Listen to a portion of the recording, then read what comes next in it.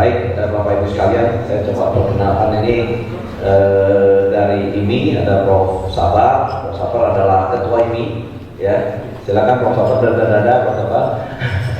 Kemudian ada Prof. Sutiman, adalah penasihat IMI. Prof. Widodo, penasihat IMI. Kemudian ada Prof. Aulani, Prof. Prof. Penasihat IMI, dan ada Dr. Subagio. Dr. Subagio adalah ketua tim peneliti di IMI. Mereka. Ya. Jadi Bapak Ibu sekalian, saya sendiri nama saya Kang Edi. Saya adalah ketua Reverse Aging and Homeostasis Lab. Ya, sebenarnya kami ini membangun ekosistem yang mana sebenarnya sekarang ini adalah ekosistem research yang menurut kami paling fair di dunia, karena seluruh yang berdiri di sini, yang duduk di sini ini menjalani terapinya. Prof sudah berapa kali, Prof? Prof Sabar masih sedikit karena waktunya, Prof. Ya? Udah berapa, Prof? Lebih dari 10. Kalau Prof Sabar sama Prof Widodo waktunya susah. Kalau Dr. Bagio, kalau saya sendiri udah 170 kali. Prof Timan mungkin udah 120, 150 kali. Hampir 200 ya. Jadi ya itu. Jadi kami duduk bersama dalam satu level. Belum pernah ada penelitian yang seluruh tim penelitinya juga adalah narcoba. Ya, jadi kita tidak mengorbankan orang lain.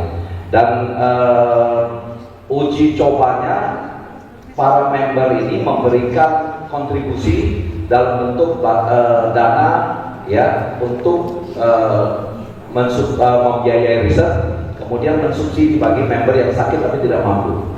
Jadi di riset ini juga terjadi keadilan sosial bagi seluruh rakyat Indonesia sesuai dengan sila kelima. Ya,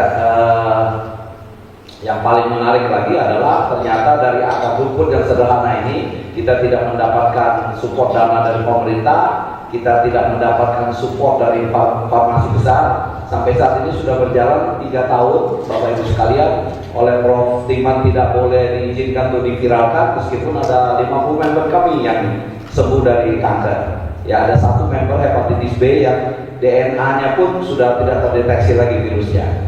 Kemudian banyak keajaiban yang lain seperti stroke. Bapak Ibu sekalian, kita masuk PD dan masuk ke stroke karena hasilnya nampak. Orang yang tadinya lumpuh 10 hari ke depan sudah bisa jalan, 20 hari ke depan sudah bisa lari. Jadi kita membangun satu inisiatif untuk stroke dari Indonesia, namanya ISTRI, Indonesian Stroke Recovery Initiative. Ya, jadi ini adalah original satu-satunya ide dari Indonesia, dan semoga ini menjadi satu cara baru di dunia yang sangat sekarang tergantung oleh pemerintah dalam riset dan sangat tergantung kepada perusahaan farmasi. Jadi begitu, Pak. Terima kasih. Saya kira cukup, Pak. Ditambah, Prof. Ditambah, Pak Rektor. Jadi ini adalah Institut Molekul Indonesia yang sebetulnya kita inisiasi itu 4 tahun yang lalu bersama Prof. Widodo, Prof. Sabarudin, saya dan Pak Kanedi, serta ada 2 orang lagi yang tidak hadir sekarang. Mungkin besok pagi dia hadir. Nah, kita buat Institut Molekul Indonesia ini sebagai sebuah lembaga non-government yang bukan lembaga pemerintah, tetapi menyelesaikan permasalahan nasional, membantu pemerintah. Nah, idenya adalah bagaimana kita bisa menyelesaikan permasalahan kesehatan dengan konsep killing two birds with one stone. Jadi menyelesaikan banyak masalah dengan tindakan yang efektif, sederhana, murah, bisa dikerjakan di Indonesia. Lokal kontennya harus bisa. Saat ini teknologi yang kita buat berupa teknologi nanobubble, hidrogen dan oksigen serta gasotransmitter. Dan di situ kita bisa menyelesaikan banyak penyakit degenerasi.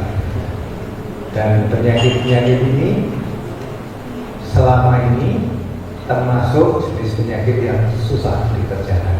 Di sini kita sekarang berkumpul dokter-dokter dari berbagai tempat di Indonesia, dan kita juga sudah mendapatkan perhatian dari berbagai asosiasi dokter dari China, dari Malaysia, Singapura, dari Filipina, dari Amerika Serikat, yang mereka tertarik dengan sistem yang kita pakai, yaitu community based research. Jadi research berbasis komunitas. Seperti yang terlihat di situ, kita menggunakan ekosistem research yang efektif menyelesaikan permasalahan. Saya kira itu yang bisa saya sampaikan. Closing statement dari Bapak Rektor. Closing statement Pak Rektor.